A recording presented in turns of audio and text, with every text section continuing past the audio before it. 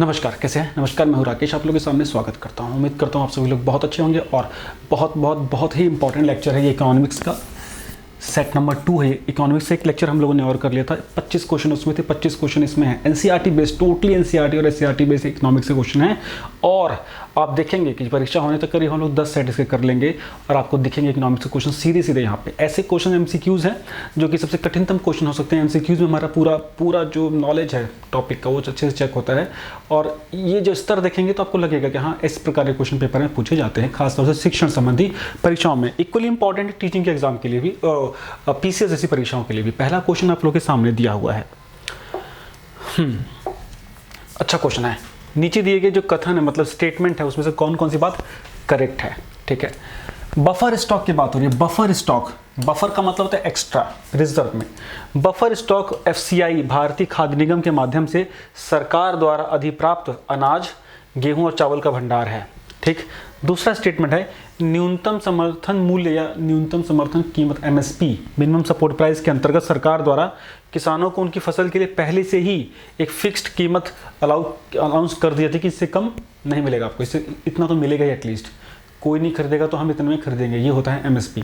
ठीक है, तो कौन सी बातें करेक्ट हैं? दोनों बातें करेक्ट हैं। ये दोनों बातें देखिए, बफर स्टॉक जो हमारा जो food corporation of India FCI है, भारतीय खाद्य निगम, ये गेहूं और चावल मुख्य रूप से इसको अपने पास रखता है बफर स्टॉक के रूप में। जो कोई आपदा आ जाए, कोई समस्या आ जाए, उसके लिए भी होता है। साथ साथ में जो बिलो पॉवर्टी लेवल के लोग हैं उनको बहुत कम दामों पे ये अनाज मिलते हैं। इसके अलावा गवर्नमेंट के इंस्ट्रक्शंस पे अलग अलग स्कीम्स के तहत इनको बांटा जाता है। ठीक है, तो ये दोनों बातें सही हैं, दोनों ऑप्शन करेक्ट हैं। नेक्स्ट क्वेश्चन की ओर अगर हम चलते हैं, नेक्स्ट क्वेश्चन बोला निर्गत प्राइस। निर्गम नहीं है, वो निर्गत है बेसिकली, या इशू प्राइस भी बोलते हैं बच्चे इसको। ये इसका क्या अर्थ होता है?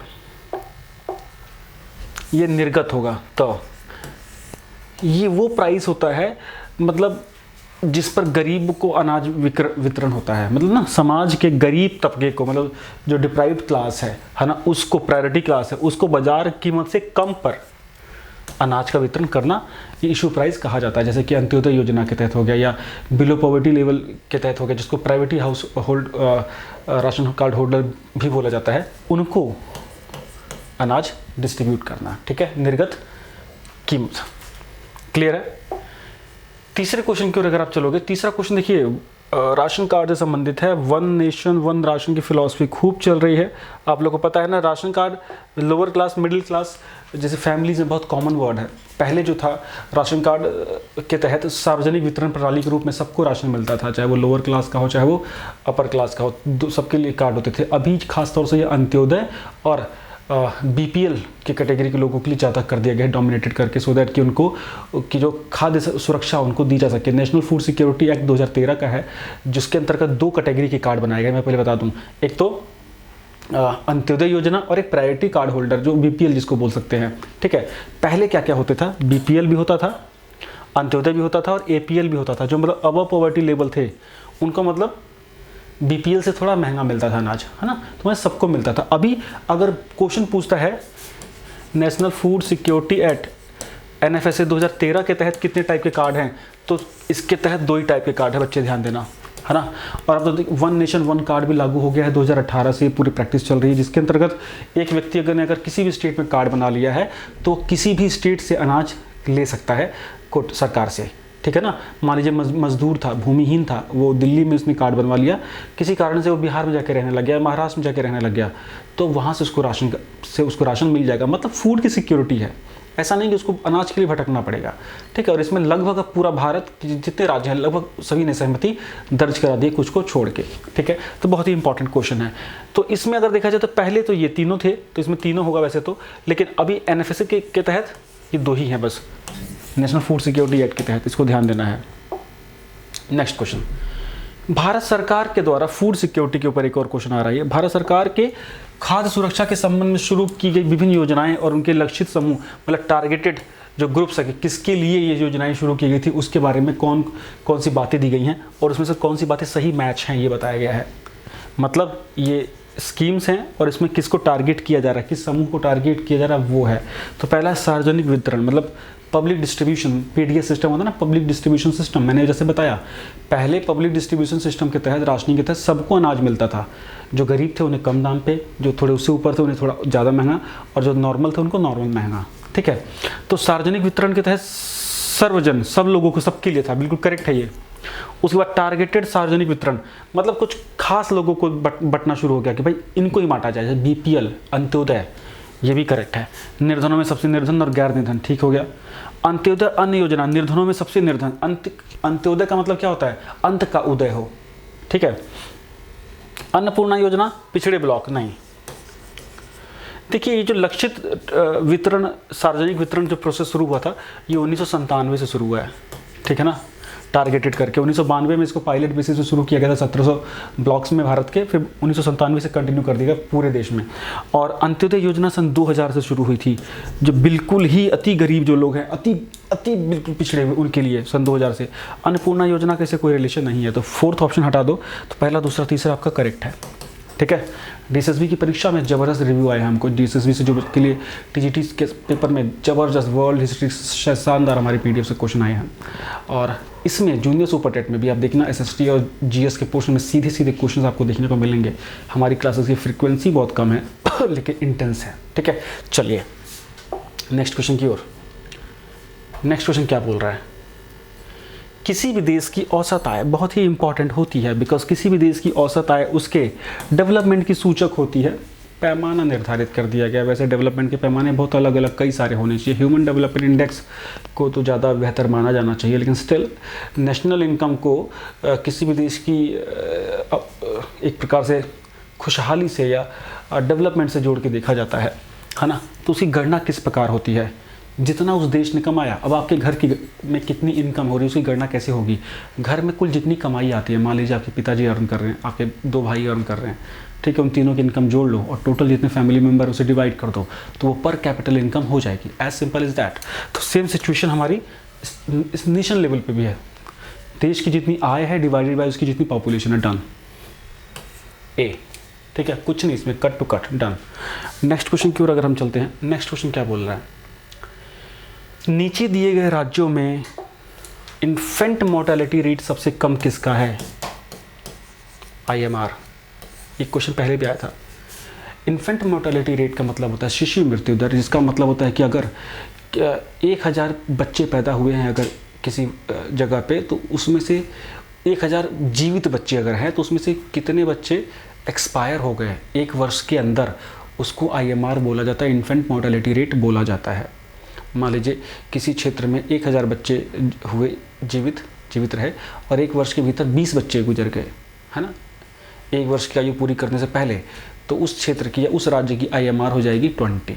ठीक है, तो इसमें सबसे अच्छी IMR किसकी है, केरल की। सबसे कम मतलब ये चीज़ जितनी कम होगी उतना अच्छा माना जाएगा। कैसे, इसमें इट मीन्स वहाँ की हेल्थ फैसिलिटीज़ अच्छी हैं, है ना, तो ये अच्छा माना जाता है शिशु मृत्यु दर। ठीक है, तो सी ऑप्शन, केरला का बेहतर रिकॉर्ड है।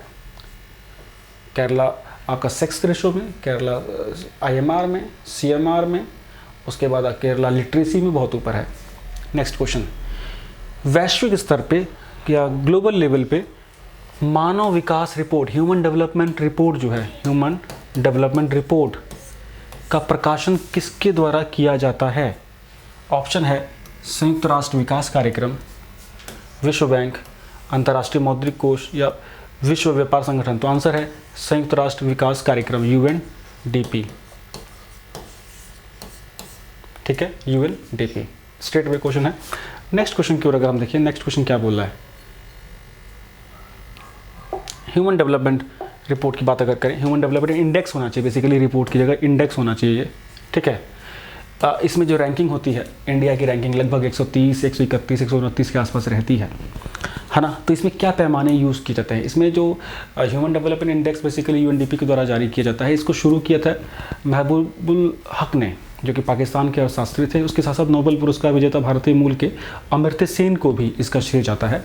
और इसमें मुख्य रूप से 3 पैमानों पे किसी देश का मानव मूल्य का विकास मापा जाता है। ह्यूमन डेवलपमेंट इंडेक्स, मानव विकास सूचकांक, एक प्रकार से मानव विकास की सूचकांक होना चाहिए एक्चुअली। ठीक है, अब इसमें सिर्फ आय नहीं, उसमें देखते हैं कि एजुकेशन की क्या स्थिति है, उसमें देखते हैं कि हेल्थ की क्या स्थिति है, और फिर देखते हैं पर कैपिटल इनकम कितनी है। उनके पैमाने के आधार पे 0 से लेके 1 के बीच में अंक दिए जाते हैं। ठीक है, 0 वाले कम, 1 वाला मैक्सिमम। ठीक, तो ये तीनों चीज़ें होनी चाहिए, उपरोक्त सभी। ठीक है, नेक्स्ट क्वेश्चन, निम्न में से किस देश की मानव विकास के लिहाज से स्थिति भारत से बेहतर है? भारत के पड़ोसी देश के बारे में बात की जा रही है कि भारत के किस पड़ोसी देश का जो ह्यूमन डेवलपमेंट इंडेक्स है वो इंडिया से बेहतर है। तो इसमें देखिए श्रीलंका है। श्रीलंका की आप देखेंगे तो 70 से 72 के बीच में घूमता रहता है ना। अभी अपन तो 130, 131, 129 के आसपास घूमते हैं। नेपाल 140 के आसपास घूमता है। पाकिस्तान की सिचुएशन में हमसे अच्छी नहीं है, बांग्लादेश की सिचुएशन में हमसे अच्छी नहीं है। ठीक है, म्यांमार भी नहीं है, तो श्रीलंका इसमें ऑप्शन होगा। ठीक है, ध्यान दीजिएगा। हैप्पीनेस में भूटान ज़्यादा बेहतर ऑप्शन होगा। ठीक है, हंगर में सबसे ख़राब हमारी स्थिति है। हैप्पीनेस में पाकिस्तान की सिचुएशन में हमसे अच्छी है, ध्यान रखिएगा इसमें। किस देश की आर्थिक समृद्धि का सबसे उपयुक्त मापदंड क्या है? किसी देश की आर्थिक समृद्धि, इकोनॉमिक ग्रोथ का असली मापदंड जो वर्ल्ड बैंक वगैरह, IMF वगैरह मेंशन करते हैं, वो है बेसिकली हमारा प्रति व्यक्ति आय, पर कैपिटल इनकम, है ना। पर कैपिटल इनकम, प्रति व्यक्ति आय। GDP तो कई बार एग्जैक्ट फिगर नहीं दिखाती है। ठीक है ना, सी ऑप्शन।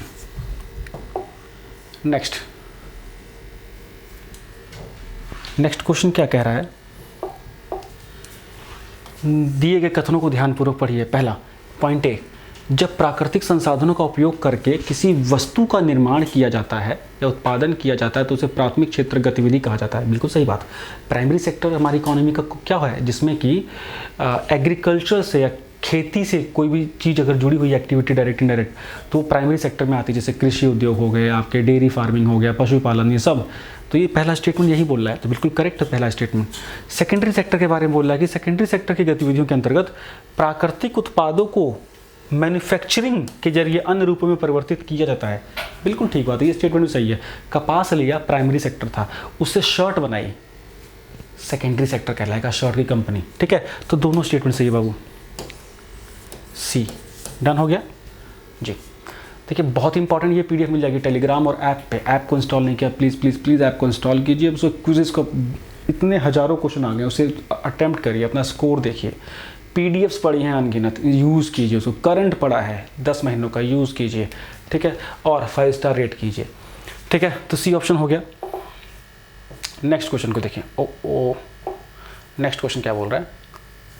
टर्शरी सेक्टर की बात करा। टर्शरी सेक्टर मतलब तृतीय क्षेत्र हमारी इकोनॉमी की रीढ़ है। इस समय हमारी इकोनॉमी में सबसे ज़्यादा कंट्रीब्यूट करते हैं GDP में ये टर्शरी सेक्टर, जो कि totally services, goods and services sector होता है, सेवा क्षेत्र होता है खास तौर से। इसके बारे में क्वेश्चन है। तो पहला है पॉइंट, तृतीय क्षेत्र की आर्थिक गतिविधियाँ स्वतः वस्तु का उत्पादन नहीं करती बल्कि उत्पादन प्रक्रिया में सहयोग या मदद करते हैं। बिल्कुल सही बात है। ये सर्विस सेक्टर है, किसी ये वस्तु का प्रोडक्शन नहीं करता है। प्रोडक्शन होगा तो सेकेंडरी सेक्टर होगा। ये जैसे कि ट्रक से कोई माल इधर उधर जा रहा है, तो माल बनाया नहीं ना ट्रक वाले ने, ट्रक वाला सिर्फ यहाँ से लेके वहाँ जा रहा है, तो उसकी जो फीस हो गई वो सर्विस सेक्टर में काउंट हो गई, है ना। तो सर्विस सेक्टर एक्चुअली प्राइमरी और सेकेंडरी सेक्टर से कि जो संसाधनों से जो चीज़ डेवलप हुई है उससे अर्न करता है ना। उसके उत्पादन प्रक्रिया में काम करता है। वो सब्जियाँ कृषक ने की, वो शहरों तक आई, वो सर्विस हो गया, है ना। पहला स्टेटमेंट करेक्ट है। दूसरा, तृतीय क्षेत्र को सेवा क्षेत्र भी बोला जाता है। बिल्कुल सही बात है, दोनों चीज़ सही है। मैंने पहले बताया हुआ है, डन। नेक्स्ट क्वेश्चन, भारत की GDP में सबसे अधिक योगदान, फिर इसी सेक्टर से, ये इसकी इकोनॉमी से आ गया। पहला पॉइंट क्या बोला है? भारत की GDP में सबसे अधिक योगदान टर्शरी सेक्टर का ही, तृतीय क्षेत्र का ही होता है। बिल्कुल सही बात है, एकदम क्लियर कट रख लेना। आज़ादी के समय प्राइमरी सेक्टर का होता था, अब टर्शरी सेक्टर का होता है। दूसरा, भारत में लोगों को सबसे अधिक रोजगार प्राथमिक सेक्टर से मिलता है। हाँ जी, हमारी 55% आबादी कृषि कार्य में जुड़ी है बच्चे, तो रोजगार भी तो इनडायरेक्टली डायरेक्टली वहीं मिलेगा, ये भी सही है। भारत के सेवा क्षेत्र के उत्पादन की जितनी वृद्धि हुई है उतने रोजगार में वृद्धि नहीं हुई है। इस स्टेटमेंट को कॉन्ट्राडिक्टरी मान सकते हैं कि सर्विसेज सेक्टर में वृद्धि हुई है और उसमें रोजगार भी हुए हैं, तो हम इससे सहमत नहीं होंगे। ठीक है, तो इसमें हम पहले और दूसरे के साथ जाएंगे, ये ऑप्शन। ठीक है जी। नेक्स्ट क्वेश्चन, प्राइमरी और सेकेंडरी क्षेत्र का विकास जितना अधिक होगा तृतीयक क्षेत्र का विकास भी उतना अधिक होगा। बिल्कुल सही बात है, बिल्कुल सही बात है। प्राइमरी सेकेंडरी सेक्टर अगर बैठेंगे तो टर्शरी सेक्टर को दिक्कत होगी। बिल्कुल सही बात है, पहला स्टेटमेंट करेक्ट है। दूसरा स्टेटमेंट क्या बोला, विकसित देशों के अर्थव्यवस्था में अधिकांश श्रमजीवी लोग सेवा क्षेत्र में ही सुनियोजित हैं। सी ऑप्शन करेक्ट है, हाँ जी, सी ऑप्शन डन। 15वां क्वेश्चन, अर्थव्यवस्था के असंगठित अनऑर्गेनाइज सेक्टर की बात हो रही है। अनऑर्गेनाइज सेक्टर के बारे में बात हो रही है। अनऑर्गेनाइज सेक्टर मतलब जो रूल रेगुलेशन को सही से फॉलो नहीं करता, बहुत छोटे लेवल पे होता है। इसके बारे में क्या बातें की गई हैं। पहला पॉइंट है, अनऑर्गेनाइज सेक्टर में छोटी छोटी और बिखरी इकाइयाँ शामिल होती हैं और अधिकांशतः सरकारी नियंत्रण में नहीं होती हैं, उससे बाहर होती हैं। बिल्कुल सही बात है, तभी तो अनऑर्गेनाइज होती हैं, वो कोई सिस्टम काम नहीं करता उनमें। यहाँ रोजगार सुरक्षित नहीं होता है, तब श्रमिकों को बिना किसी कारण से हटाया जा सकता है। बिल्कुल सही बात। इनसिक्योरिटी होती है जॉब की और सारी सिचुएशन की, फैसिलिटीज़ नहीं होती है। अनऑर्गेनाइज सेक्टर के लिए कोई नियम कानून नहीं होता है। नियम कानून होता है, वो फॉलो नहीं करते हैं, है ना, इसीलिए अनऑर्गेनाइज। नियम कानून ना रहे फिर तो लीगली हो जाएंगे वो। तो तीसरा स्टेटमेंट तो गलत है। तो पहला और दूसरा, ए ऑप्शन, ए ऑप्शन, ठीक है। बहुत ध्यान से मार्क करिएगा। इसके आंसर शीट भी मैं आप लोगों को भेज दूंगा टेलीग्राम ग्रुप में और हमारे ऐप पे भी। तो प्लीज़ प्लीज़ तेज़ी से इसको करते जाइए। नेक्स्ट, औपचारिक मतलब फॉर्मल क्षेत्र ऋण, मतलब ऑफिशियल जो औपचारिक रूप से आपको ऋण मिल जाए, कर्जा मिल जाए, कहाँ से मिलता है, बैंक, ऑफिशियल जगह, बैंक हो गए या NBFCs हो गई, जहाँ से आपको सीधे लोन मिल जाता है। और इनफॉर्मल, अपने दोस्त से पैसे ले लिए, किसी साहूकार से ले लिए, किसी रोड पे चलते हुए किसी व्यक्ति से मांग लिए, किसी एजेंट से पैसे ले लिए, वो इनफॉर्मल लोन का सिस्टम होता है, जो कि वो डेंजरस होता है। गाँव में ज़्यादातर लोग इन्हीं लोगों से लोन लेते हैं ना, और तभी कर्ज के शिकार हो जाते हैं। तो देखो, औपचारिक क्षेत्र ऋण के संदर्भ में नीचे दिए गए कथनों का में से कौन सी बात सत्य है। मतलब फॉर्मल लोन, मतलब कि उसकी क्रेडिट सिस्टम की बात हो रही है। पहला, औपचारिक क्षेत्र ऋण के अंतर्गत बैंक एवं सहकारी समितियों के द्वारा किया जाता है। बिल्कुल सही बात है। जो कोऑपरेटिव बैंक्स होते हैं, रूरल बैंक्स होते हैं, बैंक्स होते हैं, उनके द्वारा किया जाता है। ये स्टेटमेंट एकदम करेक्ट है। भारतीय रिजर्व बैंक ऋण के औपचारिक स्रोतों की कार्य प्रणाली पर नजर रखता है। बिल्कुल सही बात है। RBI हमारा बैंकों का बैंक है ना, उनको गाइडलाइंस देता है, उनको जो भी ऋण संबंधित व्यवस्थाएं होती हैं, नियमन कानून होते हैं, उनको लागू वही करता है। ठीक बात। तीसरा, ग्रामीण इलाकों में किसान एवं छोटे कर्जदारों के कर्ज का सबसे ज़्यादा भाग औपचारिक क्षेत्र से पूरा होता है। क्या ये बैंक जाते हैं ज़्यादातर किसान लेने? पैसा नहीं, अपने अगल बगल से ले लेते हैं। यही तो दिक्कत है। थर्ड स्टेटमेंट गलत है। साहूकार महाजन का वहाँ जोर होता है। तो तीसरा स्टेटमेंट गलत है, पहला दूसरा करेक्ट है। ठीक, कोई दिक्कत वाली बात नहीं। नेक्स्ट क्वेश्चन की ओर अगर हम चलेंगे, नेक्स्ट क्वेश्चन क्या बोल रहा है, अनौपचारिक क्षेत्र, वही ब्लैक मार्केट, ग्रे मार्केट, जो ऑफिशियली रजिस्टर्ड मार्केट नहीं है। साहूकार दुकान खोल के बैठ गया, पैसा दे रहा है ब्याज पे, कोई रूल रेगुलेशन नहीं, 10%, 15%, 20%, जो जितने मिल जाए, है ना। इसके अंतर्गत किन दो लोगों के द्वारा दिया गया कर्ज शामिल होता है, मतलब कौन कौन अनौपचारिक सेक्टर के लोग हैं ऋण देने में? साहूकार, बिल्कुल सही बात। व्यापारी, रिश्तेदार, दोस्त, सारे हैं। जो फॉर्मल सेक्टर की इंस्ट्रूमेंट नहीं है, उसके अलावा सारे इनफॉर्मल सेक्टर के लोग कहलाएंगे। ठीक है, तो ये डी ऑप्शन हो गया। Very good. नेक्स्ट क्वेश्चन की ओर। सुपर टेट की क्लास कल 2 अक्टूबर से आप लोगों को मिलनी शुरू हो जाएगी। मैं बार बार बोल रहा हूँ, लेकिन समय नहीं मिल पाने के कारण मैं उस क्लास को ले नहीं पा रहा हूँ। वो क्लास जब शुरू होगी तो बाकी क्लासों को हमें बंद करना पड़ेगा, इसलिए थोड़ा सा समय मैं ले रहा हूँ। तो 2 अक्टूबर से करंट हमारे रेडी हो गए। करंट के साथ आप लोग को उसका लेक्चर स्टार्ट होगा। ठीक है, आप लोग अगर जूनियर के साथ साथ सुपर टेट के लिए भी प्रिपेयर कर रहे हैं तो बिल्कुल चैनल को सब्सक्राइब कर लीजिएगा। नेक्स्ट क्वेश्चन है, नीचे दिए गए कथनों को ध्यानपूर्वक पढ़िए। पहला पॉइंट है, एक कंपनी, जो कंपनी एक से अधिक देशों में उत्पादन करती है, काम करती है, अपना मालिकाना अधिकार रखती है, उसको बहुराष्ट्रीय कंपनियां कहते हैं, MNCs कहते हैं। बिल्कुल, एक कोई कंपनी जो एक देश से ज़्यादा देशों में व्यापार ट्रेड करती है उसे MNCs बोलते हैं। जैसे मैकडोनल्ड्स, जैसे एडिडास, नाइकी, बड़ी ब्रांड, कोको कोला, पेप्सी, कई सारे देशों में इनका व्यापार है। जबकि यह है, जैसे कोको कोला, पेप्सी अमेरिका की है, मैकडोनल्ड्स अमेरिका का है ना, लेकिन उनका व्यापार कई 200 देशों में है, तो MNC कंपनी कहलाएंगी। TCS, विप्रो, ये भी MNCs कंपनी है। दूसरा, कंपनियों के द्वारा भूमि, भवन, मशीन और अन्य उपकरणों की खरीद में व्यय की गई मुद्रा को निवेश कहते हैं, इन्वेस्टमेंट कहते हैं। बिल्कुल सही बात, दोनों सही हैं। सी ऑप्शन करेक्ट है, सी ऑप्शन। 19th क्वेश्चन क्या बोल रहा है, इनमें से कौन सी बात सही है? पहला, सरकार द्वारा व्यापारिक गतिविधियों से अवरोधों तथा प्रतिबंधों के हटाने की प्रक्रिया को उदारीकरण के नाम से जाना जाता है। लिबरलाइजेशन, यहाँ जी नियम कानून आसान करना, रेजिस्टेंस को दूर करना, लाल फीताशाही को दूर करना, इंस्पेक्टर राज को दूर करना, यही तो नियम कानून आसान कर देना। बिजनेस, सिंगापुर में एक दिन में बिजनेस एस्टेब्लिश होता है। भारत में सिचुएशन अभी वैसी नहीं है, लेकिन पहले से बहुत इंप्रूव हुई है, no doubt. Ease of doing business में हम लोगों ने बहुत अच्छा रैंकिंग इंप्रूव किया है। हम लोग 120 के रैंक के ऊपर होते थे, अभी हम लोग 80s के ऊपर आ गए हैं, तो ठीक हुआ है ना। इसको उदारीकरण ही बोला जाता है, नियम कानूनों को आसान करना, है ना, स्वतंत्र करना। दूसरा, विभिन्न देशों के बीच परस्पर संबंध और तीव्र एकीकरण ही की प्रक्रिया ही वैश्वीकरण है। ग्लोबलाइजेशन की बात कर रहे हैं। हाँ, ग्लोबलाइजेशन का मतलब है पूरा विश्व एक गांव है।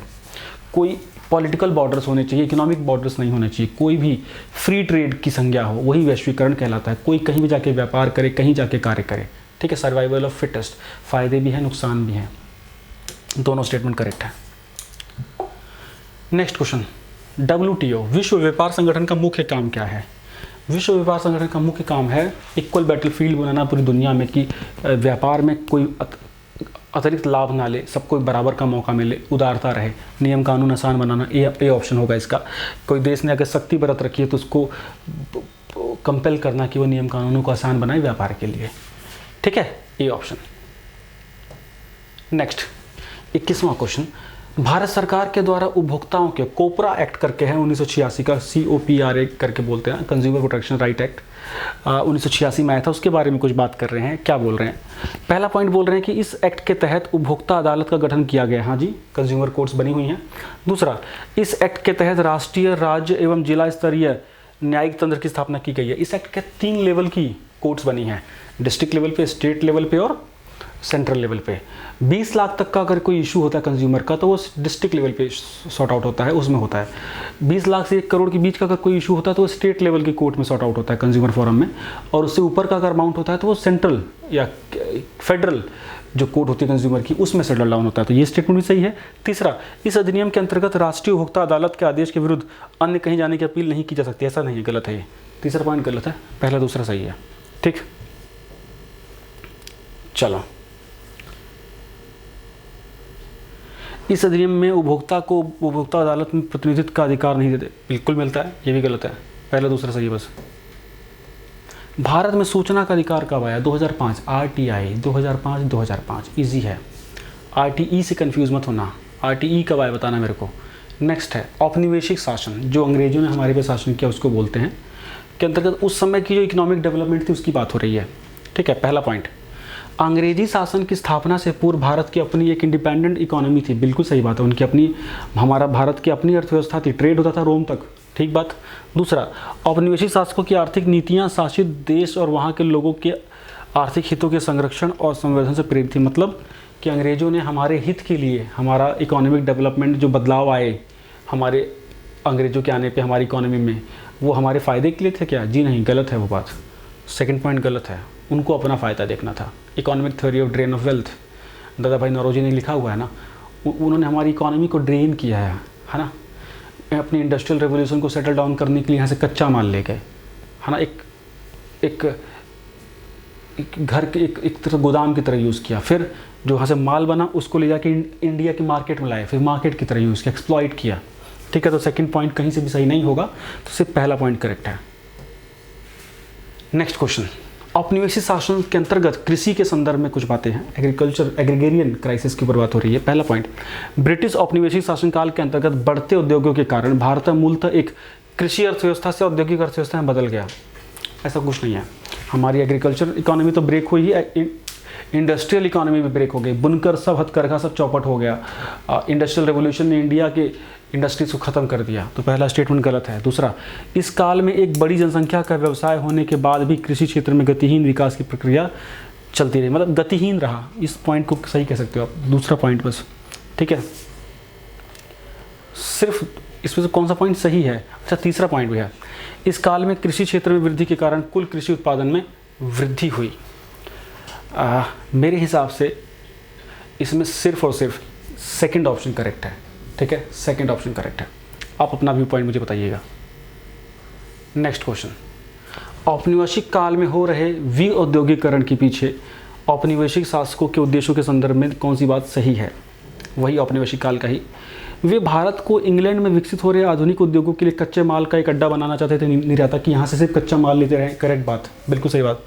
दूसरा, वो इंग्लैंड में विकसित हो रहे आधुनिक उद्योगों के उत्पादन के लिए भारत को ही एक विशाल बाजार भी बनाना चाहते थे। बिल्कुल सही बात, दोनों बात। कच्चा माल भी यहीं से लेना है और यहीं लाके बेचना भी है, ठीक है ना, दोनों तरीके से सब कुछ खत्म करना है। तो ये दोनों कथन सही है, सी ऑप्शन। 25 क्वेश्चन डन हो गए। उम्मीद करता हूँ सेशन अच्छा लगा होगा। सेशन अच्छा लगा होगा तो प्लीज़ डू लाइक। सुपर 8 के और लेक्चर आ रहे हैं, जूनियर के और लेक्चर आ रहे हैं, PCS के और लेक्चर आ रहे हैं। Thank you so much.